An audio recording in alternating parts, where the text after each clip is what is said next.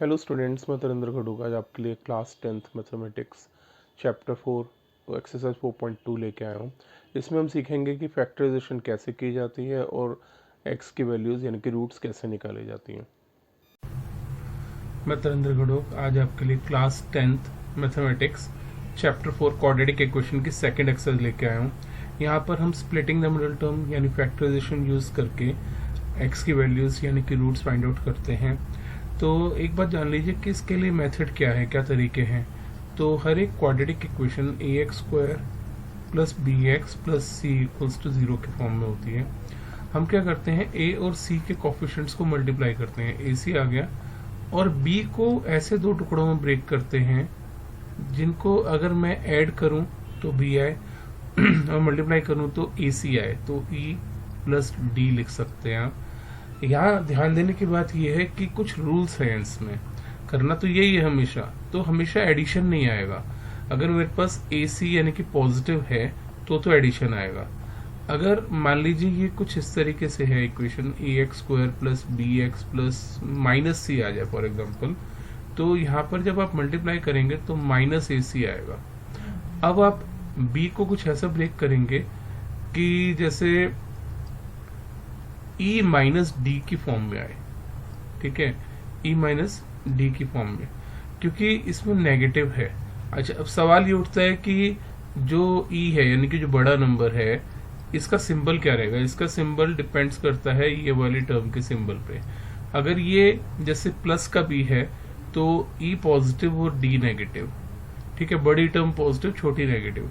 अगर मान लीजिए ये माइनस बी होता, माइनस बी एक्स होता, तो आप बड़ी टर्म को नेगेटिव लेंगे और छोटे टर्म को डी को हम पॉजिटिव लेंगे। ये मान के चलिए कि ई बड़ा है डी से हर एक केस में। तो होता कैसे है वो मैं आपको कुछ क्वेश्चंस करके बताता हूँ।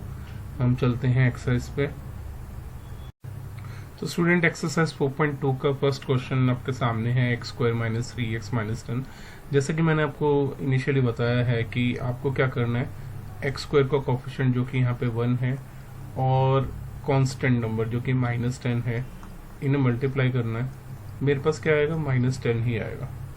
तो अब माइनस 10 बनाना है आपको, ये नेगेटिव है तो मतलब जो फैक्टर्स रहेंगे जब हम स्प्लिट करेंगे 3 को, तो एक नेगेटिव रहेगा और एक पॉजिटिव रहेगा। बड़ा कौन सा है, अगर ये टर्म नेगेटिव है तो बड़ा वाला जो है वो नेगेटिव रहेगा और छोटा वाला पॉजिटिव रहेगा। अब आप क्या करते हैं, 10 के एक तरीके से फैक्टर्स बना लीजिए। तो ऑल पॉसिबल फैक्टर्स फॉर्म करने हैं आपको, 2, 5, फाइंड 1 और प्राइम फैक्टराइजेशन करनी है, याद रखना। तो मैं 10 को कैसे कैसे लिख सकता हूँ, 10 इंटू 1 लिख सकता हूँ, या फिर 1 इंटू 10 लिख सकता हूँ। और कोई तरीका, हाँ, ये जो फैक्टर बनते हैं 2 इंटू 5 लिख सकता हूँ, या फिर 5 इंटू 2 लिख सकता हूँ। तो मुझे ध्यान देना है कि ऐसे दो नंबर जिनका डिफरेंस मेरे पास -3 आ जाए। तो बहुत सिंपल है, अगर मैं 5 माइनस का ले लूँ, 2 पॉजिटिव ले लूँ, तो ये काम बन जाएगा। तो कैसे करूँगा मैं, x square minus 5x plus 2x minus 10 equals to 0। पहली दो टर्म्स में से मैं x कॉमन लेता हूँ, तो x माइनस 5 आ गया, और बाद वाली टर्म्स में से 2 कॉमन लेता हूँ, प्लस 2 ले लिया मैंने कॉमन, तो x माइनस 5 आ गया।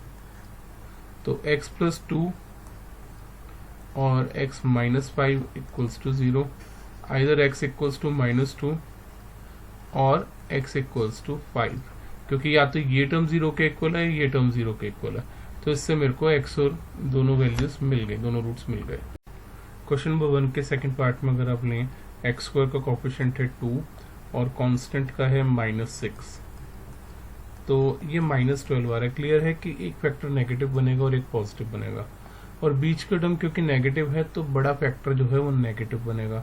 अब 12 को आपको ब्रेक करना है कि माइनस करने पर 1 आए, क्योंकि x का कोफिशिएंट 1 है, तो और मल्टीप्लाई करने पर 12 आए। तो इसे आप ब्रेक कर लीजिए। मैंने एलसीएम लिया, मेरे पास ये टर्म्स आ गई। या तो मैं इसे लिख सकता हूँ 12 इंटू 1 की फॉर्म में, या 2 इंटू 6 की फॉर्म में, या फिर 4 इंटू 3 की फॉर्म में।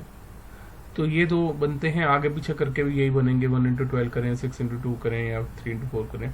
किसका डिफरेंस 1 है, तो 4 इंटू 3 का डिफरेंस 1 है। तो जब मैं फैक्टर्स लिखने चलूंगा तो 2x square minus 4x plus 3x minus 6 equals to 0। तो याद रखें कि फैक्टर्स ध्यान से बनाने हैं, कोई भी गलती नहीं होनी चाहिए फैक्टर्स करते हुए।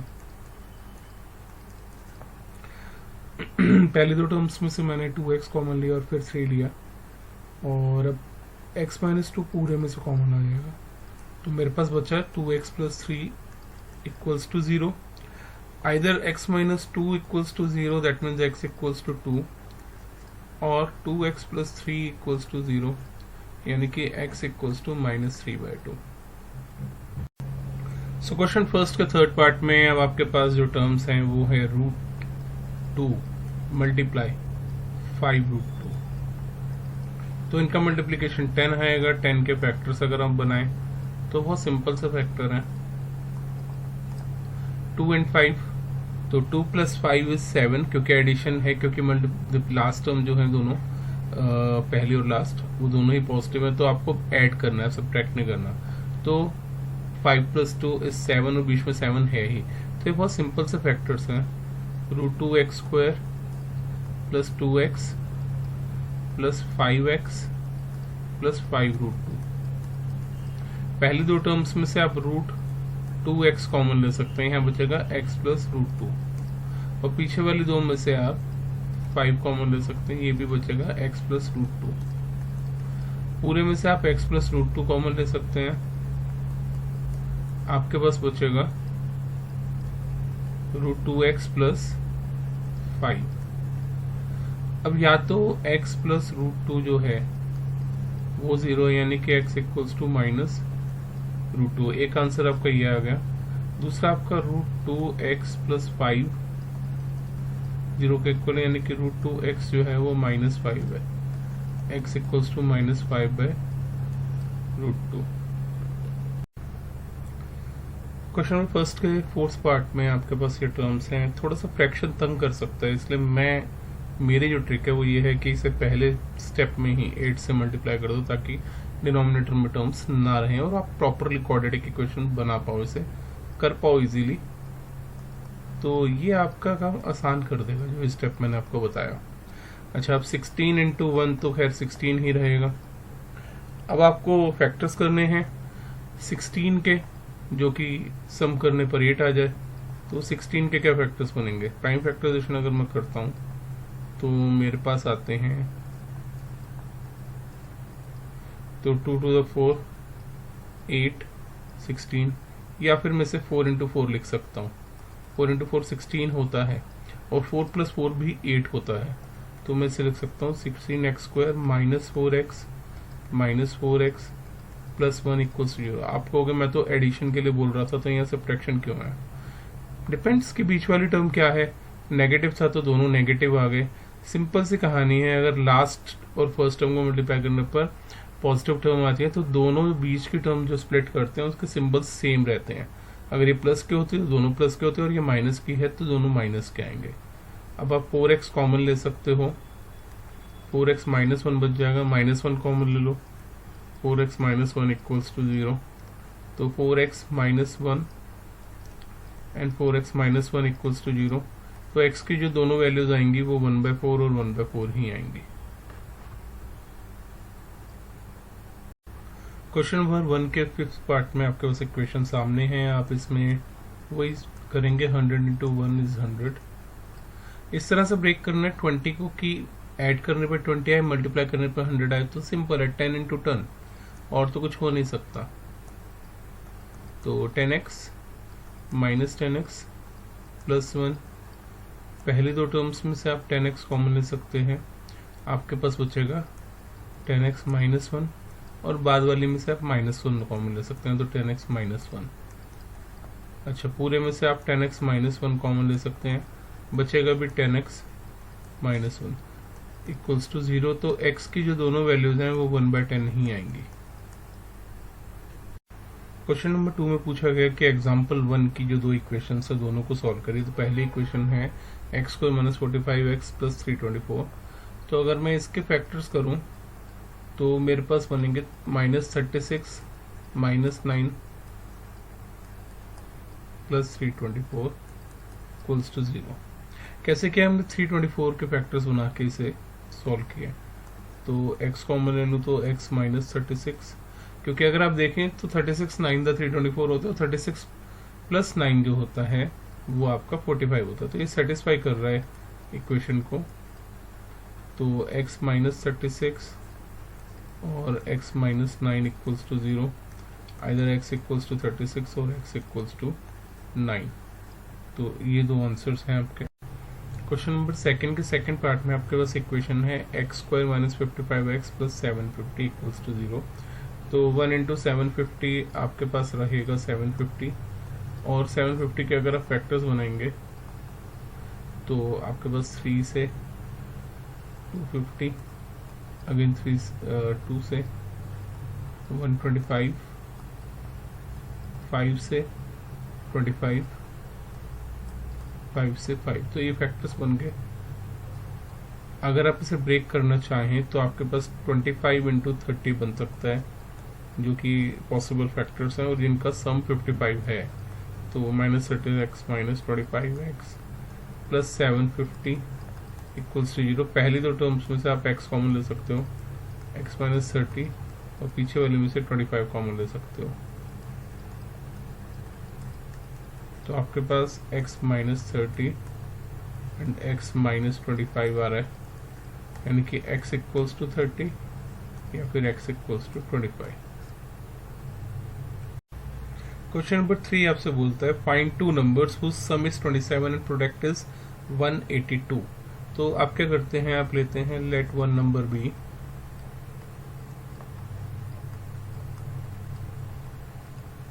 x ले लीजिए। तो अदर क्या रहेगा, दोनों का सम अगर 27 है तो अदर रहेगा 27 माइनस एक्स, और अकॉर्डिंग टू क्वेश्चन इन दोनों का मल्टीप्लीकेशन जो है वो है 182। तो x into 27 minus x equals to 182, या फिर 27x minus x square equals to 182, 0 equals to x square minus 27x plus 182। अब अगर 182 के फैक्टर्स बनाए जाएं तो आपके पास बनेगा 91, 13। तो 13 और 14 बन सकते हैं। तो x square minus 14x minus 13x plus 182 equals to 0। Factors finally आएंगे x minus 14 and x minus 13 equals to 0। Solve करेंगे तो x की वैल्यू या तो 14 आएगी या फिर 13 आएगी। तो अगर एक नंबर 14 है, दूसरा 13 है, पहला 13 है, दूसरा 14 है, तो यही दो आंसर्स हैं आपके। क्वेश्चन नंबर 4 आपसे कहता है कि find two consecutive positive integers sum of whose squares is 365। तो एक जैसे 2 है तो दूसरा 3 है, this is consecutive. 3 4 4 5 like all these are consecutive. तो आप क्या करते हो, आप अज्यूम करते हो let one number be x, other number be x plus 1। अब इनके स्क्वायर्स का सम, मतलब कि अकॉर्डिंग टू क्वेश्चन चले तो x square plus 1, sorry x plus 1 का होल स्क्वायर इक्वल्स टू 365 है। फैक्टर्स करें तो x स्क्वायर या होल स्क्वायर का फॉर्मूला रख के ओपन होगा, x square 2x plus 1 equals to 365। या आप इसे लिख सकते हैं 2x square plus 2x minus 364 equals to 0। आप 2 कॉमन निकाल कर लीव कर सकते हैं, तो x square plus x minus 182। अब अगर आप इसके फैक्टर्स फॉर्म करें तो ये बनेगा 14x minus 13x minus 182 equals to 0। पहली दो टर्म्स में से अगर आप x कॉमन लें तो x प्लस 14 आ जाएगा, और बाद में से अगर 13 कॉमन लें तो x प्लस 14 फिर से आ जाएगा। तो x माइनस 13 और x plus 14 equals to 0। x equals to 13 और x इक्वल्स टू माइनस 14। ये लेना नहीं, क्योंकि पॉजिटिव इंटीजर्स बोले हैं तो नेगेटिव आप नहीं ले सकते। तो एक नंबर आपके पास 13 आएगा और दूसरा x प्लस 13 था तो 14 आएगा। तो 13 और 14 वो आपका आंसर है। क्वेश्चन नंबर 4 आपसे कहता है कि find two consecutive positive integers sum of whose squares is 365। तो एक जैसे 2 है तो दूसरा 3 है, this is consecutive, 3 4 4 5 like all these are consecutive. तो आप क्या करते हो, आप अज्यूम करते हो let one number be x, other number be x plus 1। अब इनके स्क्वायर्स का सम, मतलब कि अकॉर्डिंग टू क्वेश्चन चले तो x square plus 1, sorry x plus 1 का होल स्क्वायर इक्वल्स टू 365 है। फैक्टर्स करें तो एक्स स्क्वायर, यहाँ होल स्क्वायर का फॉर्मूला रख के ओपन होगा, x square 2x plus 1 equals to 365। ये आप इसे लिख सकते हैं 2x square plus 2x minus 364 equals to 0। आप 2 कॉमन निकाल कर लीव कर सकते हैं, तो x square plus x minus 182। अब अगर आप इसके फैक्टर्स फॉर्म करें तो ये बनेगा 14x minus 13x minus 182 equals to 0। पहली दो टर्म्स में से अगर आप x कॉमन लें तो x प्लस 14 आ जाएगा, और बाद में से अगर 13 कॉमन लें तो x प्लस 14 फिर से आ जाएगा, तो x माइनस 13 और x plus 14 equals to 0। x equals to 13 और x इक्वल्स टू माइनस 14। ये लेना नहीं, क्योंकि पॉजिटिव इंटीजर्स बोले हैं तो नेगेटिव आप नहीं ले सकते। तो एक नंबर आपके पास 13 आएगा और दूसरा x प्लस 13 था तो 14 आएगा, तो 13 और 14 वो आपका आंसर है। क्वेश्चन नंबर 5 आपको एक राइट एंगल ट्राइंगल के बारे में बताता है। वो उसको आपको कहता है कि उसका जो सा बेस है उसके ऑल्टीट्यूड से 7 सेंटीमीटर बड़ा है या ऑल्टीट्यूड 7 सेंटीमीटर छोटा है। अगर बेस को x ले लो तो ये x माइनस 7, और इसकी जो हाइपोटेन्यूज है वो 13 है। तो वही करते हैं, let the base be x and altitude be x minus 7।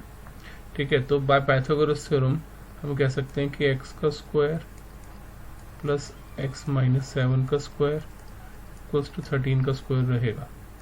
तो x square plus x square minus 14x plus 49 equals to 169, या फिर 2x square minus 14x minus 120 equals to 0। ऐसे भी लिख सकते हैं x square minus 7x minus 60 equals to 0।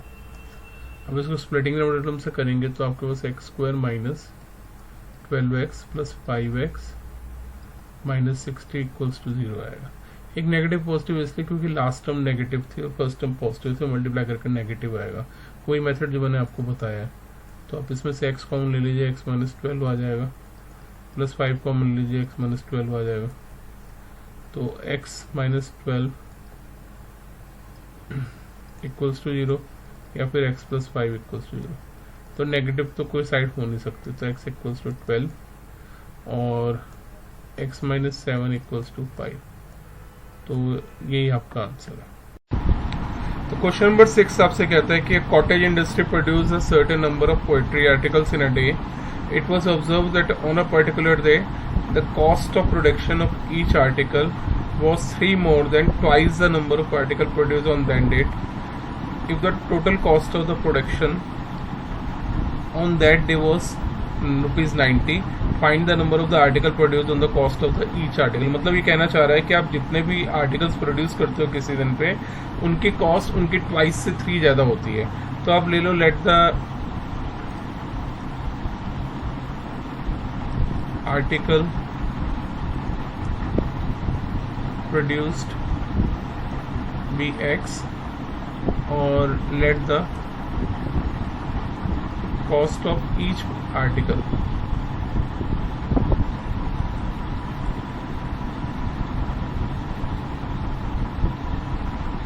be twice से 3 ज़्यादा, 2x plus 3।